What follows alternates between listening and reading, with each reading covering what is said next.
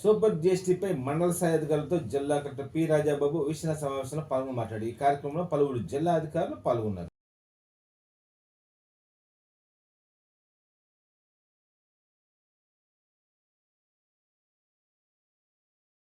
కావాల్సినటువంటి అవసరాలకు సంబంధించినటువంటి ఐటమ్స్ మీద ఇంత బాగా తగ్గింది.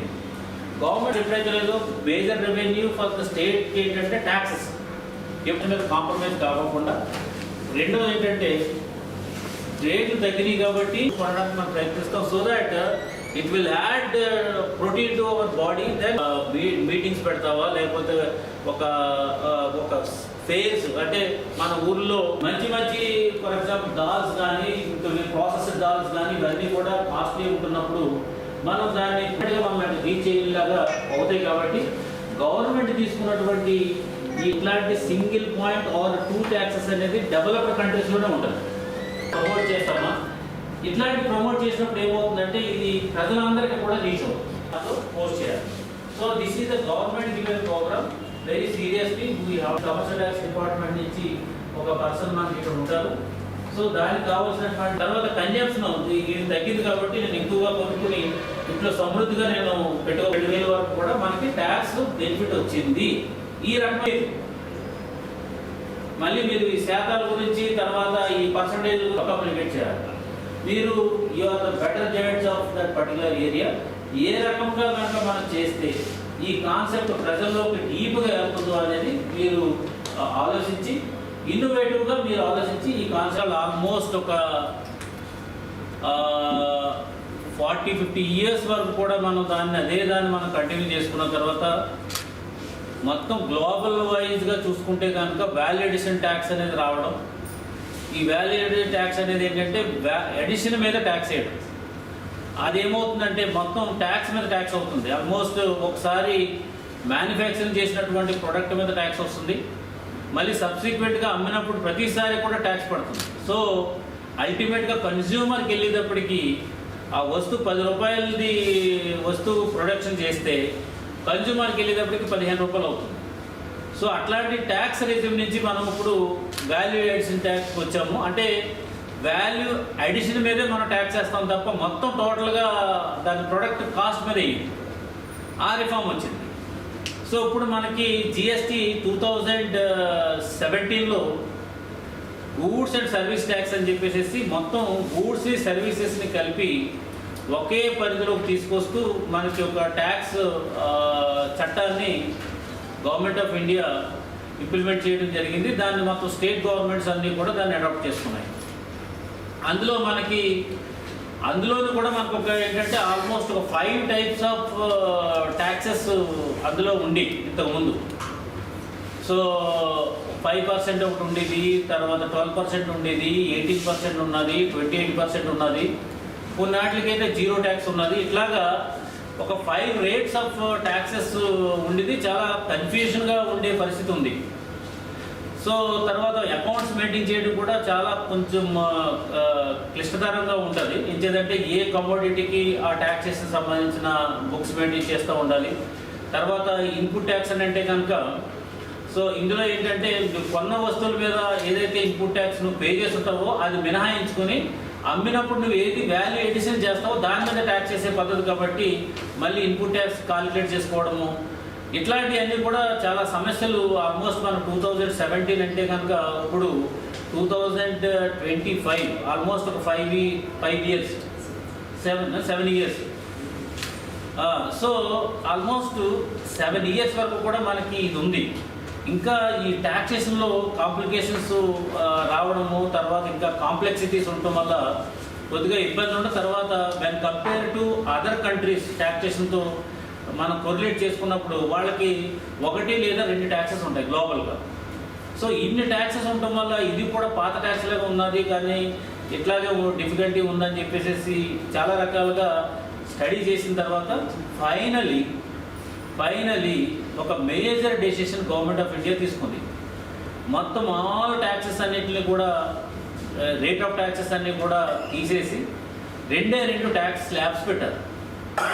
ఒకటి 5%, ఇంకొకటి 12%. సో ఈ 5%లోకి ఇప్పుడు నిత్యావసర వస్తువులకి 90% ఆఫ్ ది నిత్యావసర వస్తువులన్నీ కూడా ఈ 5%కి వచ్చింది. ఇంతకుముందు 12% ఉన్నాయని కూడా ఇప్పుడు 5% అయింది. సో ఇంతకుముందు 28%, 18% ఉన్నాయని కూడా మనకి 12%కి వచ్చింది.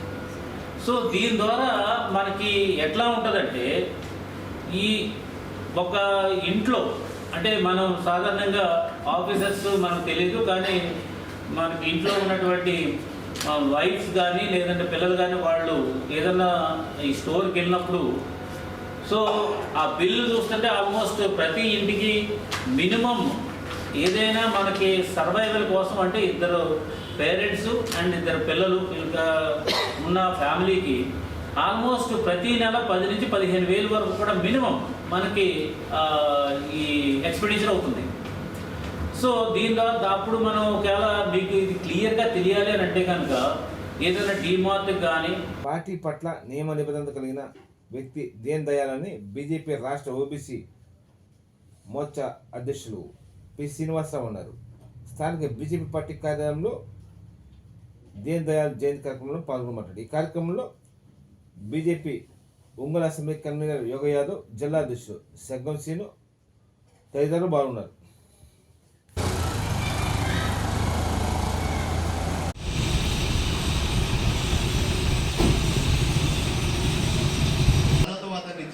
ఏదైతే వారు అంత్యోదయ లక్ష్యాన్ని ఇచ్చారో ధన్యవాదాలు గోపి శ్రీనివాస్ గారు.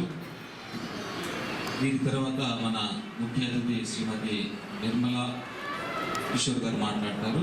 వారు మాట్లాడిన అనంతరం ఈరోజు ఇక్కడ ఓబీసీ మోర్చా తర్వాత మన ఒంగోలులో ఉన్నటువంటి మిగతా వాళ్ళు బయట నుంచి వచ్చిన వారికి అవకాశం కల్పించారు. నమస్కారాలు తెలియజేసుకుంటూ మనం ఈరోజు పండిట్ దీన్ దయాళ్ ఉపాధ్యాయ తీసుకున్నటువంటి నిర్ణయం, దేశం సంపాదించినటువంటి సంపద ప్రతి వ్యక్తికి, దేశంలో ఉండేటువంటి వ్యక్తికి సమానంగా అందాలనేటువంటి ఆలోచన, సంక్షేమ పథకాలు చిట్ట చివరి వ్యక్తి వరకు అందాలనేటువంటి ఆలోచన, ఈ అడ్డు గోడలను తొలగించి అడ్డుగా ఉండేటువంటి వ్యవస్థలను తొలగించి అడ్డుగా ఉండేటువంటి అవినీతిని తొలగించి అడ్డుగా ఉండేటువంటి ఆలోచన తొలగించి రాజకీయ వ్యవస్థని, సామాజిక వ్యవస్థని, ఆర్థిక వ్యవస్థని సమీకృతం చేసేటువంటి గొప్ప ఆలోచన పరుడు పండిట్ దీన్ దయాళ్ ఉపాధ్యాయ గారు.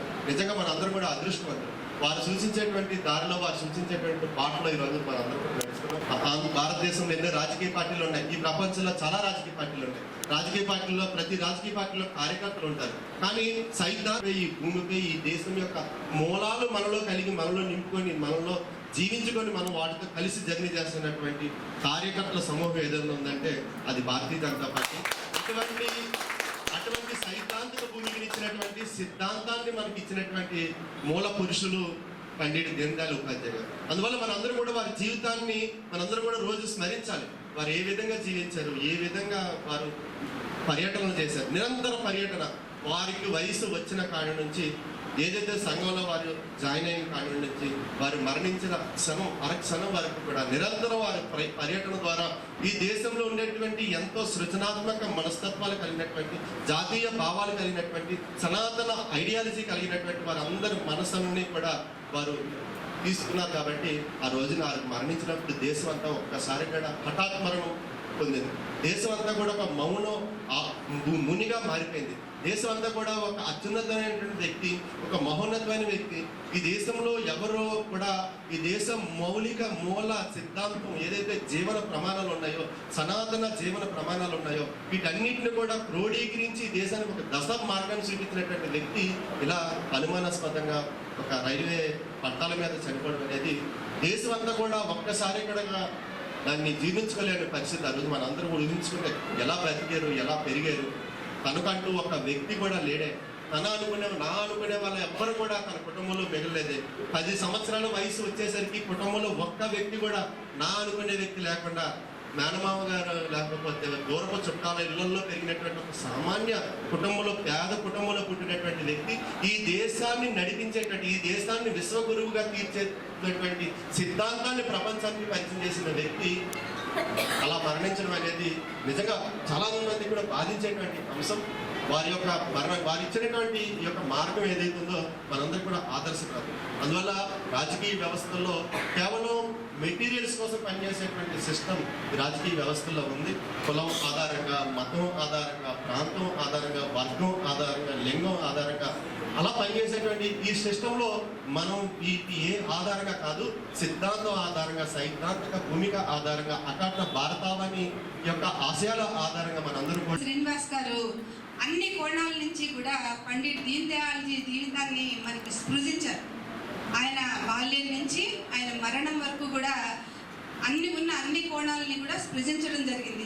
ఈరోజు మనం ఈ జయంతి సందర్భంగా వారిలో మనకి ప్రేరణ కలిగించే అంశాలు, స్ఫూర్తి నింపిన అంశాల గురించి ఒక్కసారి మనం మననం చేసుకున్నట్టయితే మన కార్యకర్తలందరికీ కూడా నూతన ఉత్తేజము, భారతీయ జనతా పార్టీలో ఏ విధమైన సైద్ధాంతిక భూమికతో మనం పనిచేస్తున్నామో, ఏ విధంగా మన కార్యకర్త బాధ్యత ఉంటుంది, ఈ విషయాలన్నీ కూడా పండిట్ దీన్ దయాల్జీ అప్పుడే మనకి చెప్పడం జరిగింది.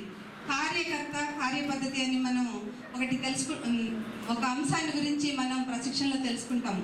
కార్యకర్తని ఏ విధంగా మనం తీర్చిదిద్దాలి, కార్యకర్త సమాజానికి ఏ విధంగా ఉపయోగపడాలి అన్న అంశాలన్నీ కూడా మనకు దీన్ దయాల్జీ ఎప్పుడనే మనకి చెప్పడం జరిగింది. ఈ కార్యకర్తల్ని ఎంత వాత్సల్యంతో ఆయన దగ్గర తీసుకునేవారు, కార్యకర్తలు వారిని ఏ విధంగా అనుసరించేవారు అన్నది కూడా మనం అనేక సందర్భాల్లో తెలుసుకున్నాము. పండిట్ దీన్ దయాళ్ మన జనసంఘ్ సిద్ధాంతకర్తల్లో ఒకరైన శ్యామప్రసాద్ ముఖర్జీ చెప్పారని ఇప్పుడే గోపి గారు చెప్పారు. దీన్ దయాల్జీ లాంటి ఒక ఇద్దరు కార్యకర్తలు ఉన్నట్టయితే ఈ సమాజం యొక్క రూపురేఖల్ని మనం మార్చేయగలుగుతాం. అంటే ఆయనలో ఉన్న ప్రతిభ, నైపుణ్యము, అదేవిధంగా కఠోర శ్రమ, అకుంఠిత దీక్ష. ఒంగోలు స్థానిక అంబేద్కర్ భవన్ ఎదురు నూతనంగా ఏర్పాటు చేసిన మోడీ కేర్ డిస్ట్రిబ్యూషన్ పాయింట్ను ఎన్జిఓ నాయకులు శరచేతుల మీద ప్రారంభించారు. ఈ కార్యక్రమంలో నిర్వాహకులు కె రాకేష్ కుమార్ తదితరులు బాగున్నారు.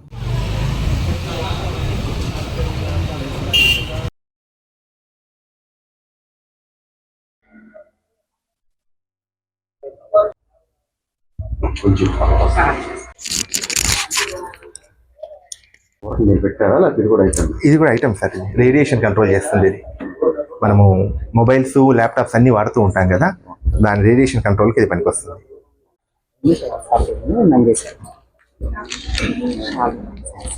కవర్లో పెట్టి కార్లో అందిద్దాం.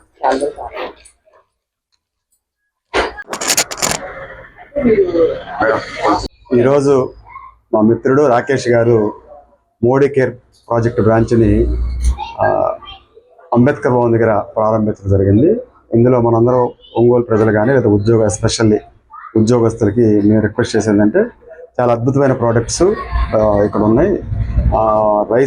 రైస్ కూడా, డయాబెటిక్ రైస్ కూడా వాళ్ళు స్పెషల్గా పెడుతున్నారు కాబట్టి ఇవన్నీ సద్వినియోగం చేసుకోవచ్చు. ఎందుకంటే మనం ఎంత బిజీ లైఫ్ అయినా కానీ ఆరోగ్యం కూడా చాలా ఇంపార్టెంట్ కాబట్టి ఆరోగ్యానికి ఉపయోగపడే అన్ని ఈ ప్రోడక్ట్స్, ఎస్పెషల్లీ అన్ని రకాల ప్రోడక్ట్స్, దాదాపు చాలా రకాల ప్రోడక్ట్స్ ఉన్నాయి. రాకేష్ గారు సాఫ్ట్వేర్ ఉద్యోగిగా పనిచేస్తూ ప్రజల ఆరోగ్యం కోసం, అదేవిధంగా ఎస్పెషల్లీ వాళ్ళ మిస్సెస్ కూడా ఎంప్లాయ్ అవ్వడం వల్ల ఉద్యోగుల కోసం, ఉద్యోగ శ్రేయస్సు కోసం ఆయన ఏర్పాటు చేసిన ఈ షాప్ని అందరూ సద్వినియోగం చేసుకొని వాళ్ళు బాగా రాణించాలని మనస్ఫూర్తి కోరుకుంటూ ఆల్ ది బెస్ట్ చెప్తున్నాను. నమస్కారం అండి, నా పేరు రాకేష్ కుమార్. ఇది మోడీ కేర్ ఫ్రాంచైజీ అనమాట. కంప్లీట్గా పూర్తిగా ఆర్గానిక్ ప్రోడక్ట్స్ ఇవి. ఎటువంటి కెమికల్స్ కానీ, హార్మ్ఫుల్ కెమికల్స్ కానీ ఎటువంటివి లేకుండా న్యాచురల్గా తయారు చేసిన ప్రోడక్ట్స్ తోటి home care, kitchen care, health care, personal care, ఇలా రకరకాల అన్ని సెగ్మెంట్లలో, మనకు నిత్యావసరం పనికొచ్చే అన్ని సెగ్మెంట్లలో మనకు అనేక రకాల ఉత్పత్తులు, మొత్తం 19 కేటగిరీలలో 1200 రకాల ఉత్పత్తులు మన కంపెనీ ప్రొవైడ్ చేస్తుంది. మనము యాజ్ టీజ్గా దీంట్లో ఇంకొక ఆప్షన్ కూడా ఉందన్నమాట. ఎవరైనా నిరుద్యోగ యువత కానీ, ఇంకొకరు కానీ వ్యాపారం చేసుకునే అవకాశం కూడా దీంట్లో ఉంది. ప్రతి ఒక్కరి ప్రజల ఆరోగ్యం పరంగా కానీ, ఈ రోజుల్లో ఉన్న జీవన విధానంలో కానీ, మనం ఒక మంచి క్వాలిటీ లైఫ్ చూడాలన్నా, మంచి ఆరోగ్యాన్ని చూడాలన్నా మన ప్రోడక్ట్స్ చాలా ఉపకరిస్తాయి వాళ్ళందరికీ. కాబట్టి నాకు ఈ అవకాశం కల్పించిన అందరికీ కూడా ధన్యవాదాలు తెలుపుతున్నాను. కొంత తేడా ఉంటుంది సార్. అయితే ఆ తేడా ఎంతవరకు ఉంటుంది అంటే క్వాలిటీని బేస్ చేసుకొని ఉంటుంది సార్. ఖచ్చితంగా మిగతా ప్రోడక్ట్తో ఇవన్నీ న్యాచురల్గా తయారు చేస్తాయి. ఇప్పుడు ఒక నూనె తీయాలి, మన దాంట్లో కోల్డ్ ప్రెస్డ్ విధానంతో తీస్తారు. ఇంకొక ప్రోడక్ట్ తయారు చేయాలి, కెమికల్స్ లేకుండా న్యాచురల్ ఎక్స్ట్రాక్ట్స్ తోటి తయారు చేస్తారు ఖచ్చితంగా. కానీ ఏమవుతుంది అంటే లాంగ్ టర్మ్ వాడే వాళ్ళకు రేట్లు వేరియేషన్ రాస్తారు. ద్విచక్ర వాహనాలను దొంగతనం చేసిన ముఠా సభ్యులను అరెస్ట్ చేసి వారి వద్ద నుంచి 19 ద్విచక్ర వాహనాలను స్వాధీనం చేస్తున్నట్టు టౌన్ డిఎస్పీ రాయపాటి శ్రీనివాస తెలిపారు. స్థానిక సిసిఎస్ పోలీస్ స్టేషన్లో మీడియా సమావేశంలో పాల్గొని మాట్లాడారు. ఈ కార్యక్రమంలో సిసిఎస్ సిఐ జగదీష్, తాలూకా సిఐ విజయకృష్ణ, ఎస్ఐ హరిబాబు, సిబ్బంది పాల్గొన్నారు.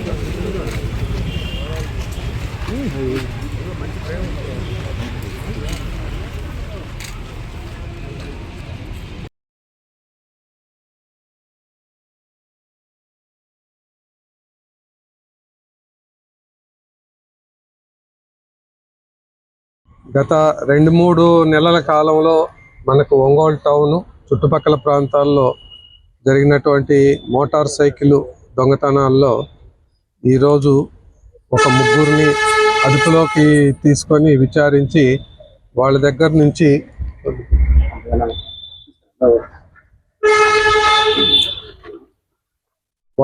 నుంచి మొత్తం 19 మోటార్ సైకిళ్ళు స్వాధీనం చేసుకోవటం జరిగింది. మనకు గతంలో కూడాను మోటార్ సైకిల్స్ దొంగతనాలు జరుగుతూనే ఉన్నాయి. మనం క్యాచ్ చేస్తున్నాం, పట్టుకుంటున్నాం. వాళ్ళ దగ్గర నుంచి కూడాను రికవరీ చేస్తూ ఉన్నాం. ఎక్కువగా యూత్ దీనికి అలవాటు పడటానికి కారణం కూడాను ఎక్కువ శ్రమ లేకుండా తాళాలు వేయనటువంటి మోటార్ సైకిల్స్ని ఈజీగా థెఫ్ట్ చేయటం జరుగుతుంది. అట్లాగనే ఎప్పుడైనా దొంగతనం చేసినటువంటి వ్యక్తికి అంటే ఏమి కోరుకుంటాడు అని అంటే అతను కోరుకునేటటువంటిది డిస్పోజల్ ఆఫ్ ప్రాపర్టీ. అంటే దాన్ని ఎంత త్వరగా డిస్పోజ్ చేసుకొని క్యాష్ చేసుకోగలుగుతాడో అలాంటి ప్రాపర్టీనే ఎక్కువగా దొంగతనాలు జరిగేటటువంటి అవకాశం ఉన్నది. అట్లాగనే ఈ 2-3 నెలల కాలంలో గతంలో జరిగిన దానికన్నా మనకు కొద్దిగా మోటార్ సైకిల్ థెఫ్ట్స్ ఎక్కువగానే థెఫ్ట్ స్టోలెన్ అయినాయి. వాటన్నిటినీ కూడాను ఎస్పీ గారు ఛాలెంజ్గా తీసుకొని అందరికీ కూడాను ఇన్స్ట్రక్షన్స్ ఇవ్వటం జరిగింది. ఎట్టి పరిస్థితుల్లో వీళ్ళను కనుక ట్రేస్ చేసి పట్టుకోలేకపోతే ఇవి మళ్ళా ఇంకా కొన్ని పోయేటటువంటి అవకాశం ఉంటుందని చెప్పేసి ఆ విధంగా ఇన్స్ట్రక్షన్స్ ఇవ్వటం జరిగింది.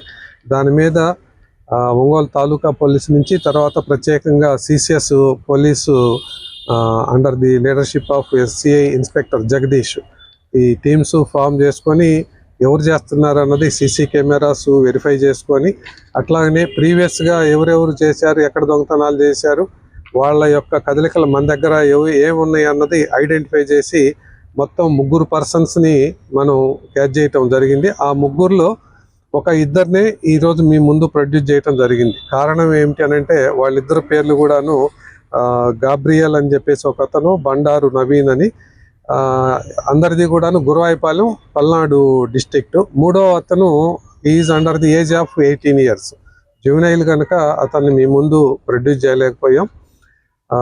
ఈరోజు ఆ 3 వాళ్ళు ఇచ్చినటువంటి కన్ఫ్యూషన్ మేరకు తాలూకా పోలీస్ స్టేషన్లో దొంగతనం చేసినటువంటి 8 మోటార్ సైకిల్స్, అట్లాగనే 1 టౌన్ ఏరియాలో చేసినటువంటి 5 మోటార్ సైకిల్స్, తర్వాత అట్లాగనే 2 టౌన్ లిమిట్స్లో చేసినటువంటి 3 మోటార్ సైకిల్స్, మనకు టంగుటూరులో లిమిట్స్లో జరిగినటువంటి 2 మోటార్ సైకిల్స్, అట్లాగనే అద్దంకి పిఎస్ లిమిట్స్లో దొంగతనం చేసినటువంటి 1 మోటార్ సైకిల్, మొత్తం 19ని కూడాను ఈరోజు వాళ్ళ దగ్గర నుంచి స్వాధీనం చేసుకోవటం జరిగింది. ఈ మొత్తం విలువ కూడాను సుమారు 13,50,000 ఉంటుందని చెప్పేసి ఒక ఎస్టిమేషను. వీళ్ళని ఈరోజు ఇద్దరిని మేజర్ అయినటువంటి ఇద్దరును కూడాను రెగ్యులర్ కోర్టులోను, తర్వాత జువెనైల్ కోర్టులో కూడా ప్రొడ్యూస్ చేయటం జరుగుతుంది. Okay, thank you.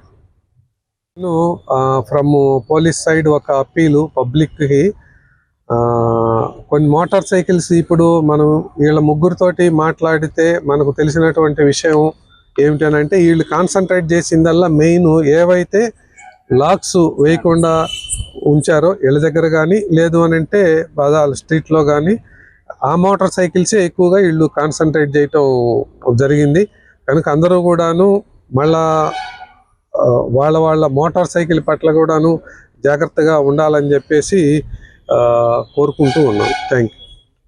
జిల్లా స్థాయి బ్యాంకర్ల కమిటీ సమావేశం జిల్లా కలెక్టరేట్లో పి రాజాబాబు అధ్యక్షత జరిగింది. ఈ కార్యక్రమంలో పలువురు జిల్లా అధికారులు పాల్గొన్నారు.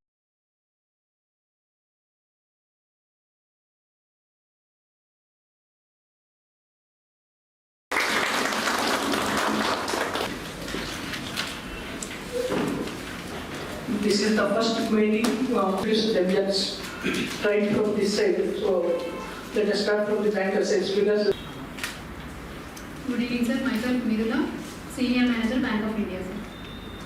Myself Ramesh from Axis Bank Managers. Good evening, sir. Myself. Good evening, sir. My name is Ramesh. hearty welcome to all the participants for the second quarter DCC and TLRC meeting. For this detailed sir. Another highlight for the weaker sections, we have achieved all the supply and better targets, sir.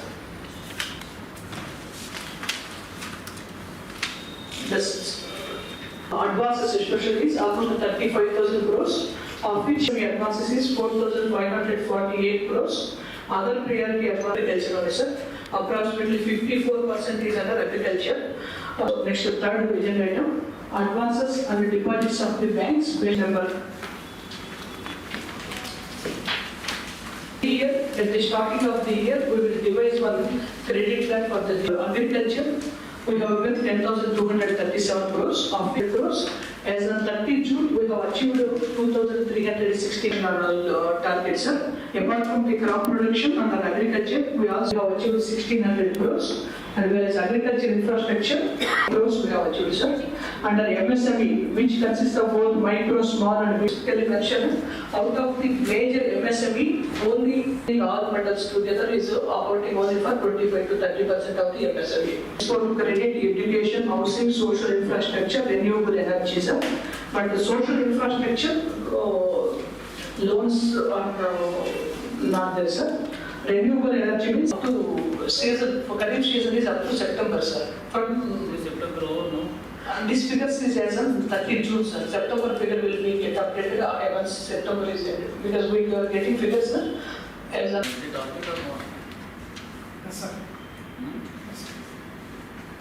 Last 5 years to... ఏంటి loans target 47 crores ఉంటే only 6 crores ఏం తెచ్చినట్టు?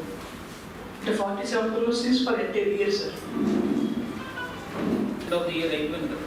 And ఈ figures మనకి అంటే మనకి only June quarter figures available, sir. September quarter security 60 sir. కానీ ownership of the house documents కానీ establish చేస్తే సరిపోతుంది, సార్. సో 3 kilowatts వరకు అయితే మనం బాగా ఎక్కువగా చేశాం, సార్. అంతకంటే ఎక్కువ ఉంటే కంటే సబ్సిడీ మాత్రం 70,000 to 8,000కి లిమిటెడ్ అవుతుంది, సార్. సో అది ఇమీడియట్ అంటే ఈ మధ్య బాగా ఎక్కువైంది, సార్. అంటే ఎందుకు తీసుకోవట్లేదు వీళ్ళు? Sir per kilowatt 30,000 sir, up to 2 kilowatts.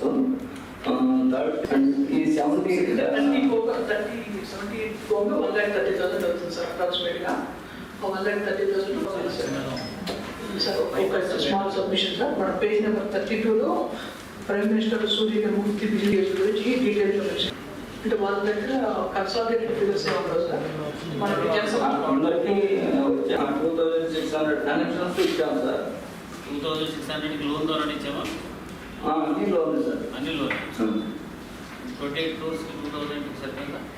చూడండి, సార్. ఇక్కడ కూడా ఉంది కదా, బిల్లు కడుతున్నారు, సార్. City bill కట్టుకుంటున్నారు. మనం ఇప్పుడు వార్తా సభకు నమస్కారం.